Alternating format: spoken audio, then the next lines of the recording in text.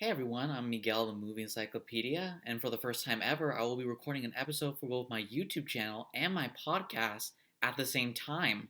This episode will appear both on Miguel, the Movie Encyclopedia YouTube channel and the Movie Encyclopedia Podcast. You can find this podcast on various podcast channels, including Spotify, Apple Podcasts, and Anchor. So let's get on to the episode. For the first time since Tenet in September, a major blockbuster movie has actually hit cinemas from a major studio, Dreamworks. And I went to actually go see it in theaters.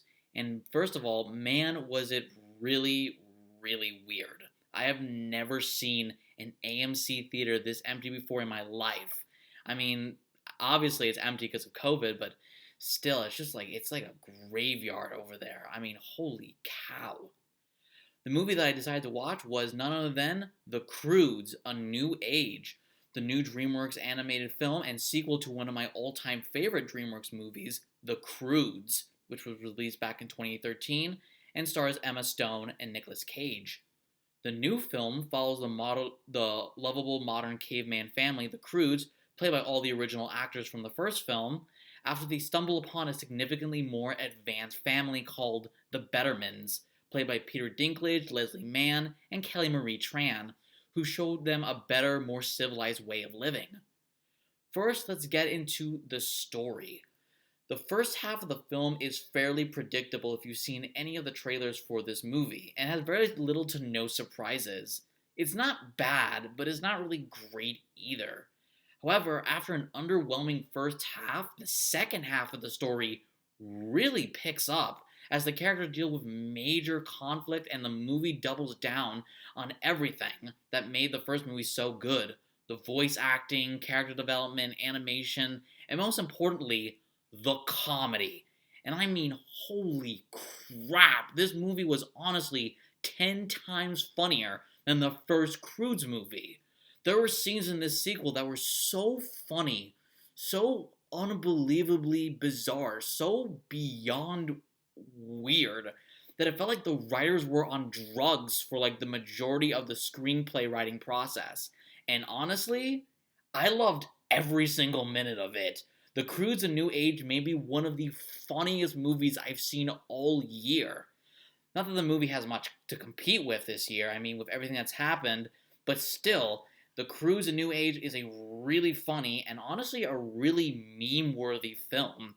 I could see this being a huge hit on social media if a lot of people were to see it, so please check it out when it hits a streaming service if you won't go to see it in theaters. This is a movie that is a must-see for anyone who loves meme culture and who just loves just very funny animated films.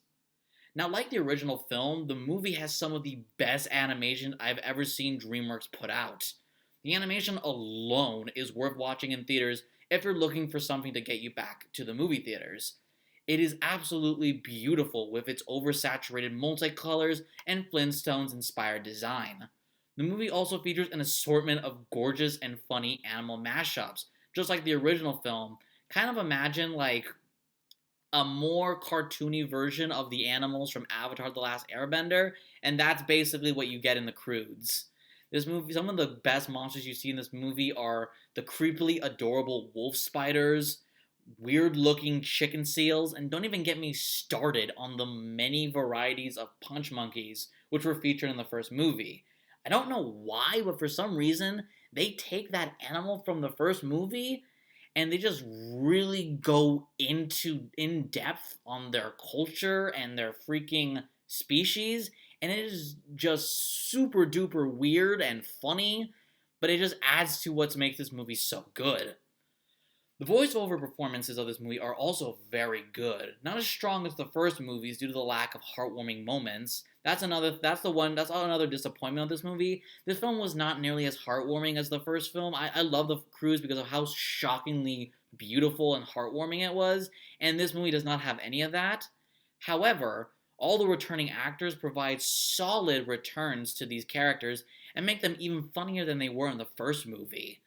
A special shout out should go to Emma Stone and Cloris Leachman as Eep and Gran respectively. They were the absolute highlights of this movie from the returning cast, and it was great to see that they had not lost their touch after over 7 years. Probably my biggest surprise with the performances in this movie was how much I liked the Bettermans.